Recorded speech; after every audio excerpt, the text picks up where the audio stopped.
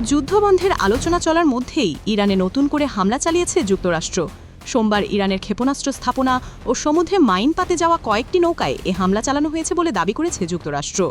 তারা বলছে এসব নৌকা সমুদ্রে মাইন পেতে রাখার চেষ্টা করছিল, তাই নিজেদের সেনাদের নিরাপত্তার জন্য এই অভিযান চালানো হয়েছে। যুক্তরাষ্ট্রের সেন্ট্রাল কমান্ড এক বিবৃতিতে জানিয়েছে, চলমান যুদ্ধবিরতির নীতি বজায় রেখে এবং সর্বোচ্চ সংযম প্রদর্শন করে মার্কিন বাহিনী প্রতিরোধ জারি রেখেছে। মঙ্গলবার রয়টার্সের প্রতিবেদনে এসব তথ্য জানানো হয়। প্রতিবেদনে বলা হয়েছে, একই সময় কাতারের রাজধানী দোহায় যুক্তরাষ্ট্র ও ইরানের মধ্যে সম্ভাব্য সমঝোতা নিয়ে গুরুত্বপূর্ণ আলোচনা চলছিল। এই বৈঠকে অংশ নেন ইরানের শীর্ষ আলোচক ও পররাষ্ট্রমন্ত্রী। আলোচনায় মধ্যস্থতা করেছেন কাতারের প্রধানমন্ত্রী। এদিকে যুক্তরাষ্ট্রের পররাষ্ট্রমন্ত্রী মার্ক রুবিও বলেছেন, ওয়াশিংটন এখনও কূটনৈতিক সমাধানের পথ খোলা রাখতে চায়, তবে আলোচনা ব্যর্থ হলে অন্য ব্যবস্থা নেওয়ারও ইঙ্গিত দিয়েছেন তিনি জানান, আলোচনার অন্যতম গুরুত্বপূর্ণ বিষয় হল হরমুজ প্রণালী।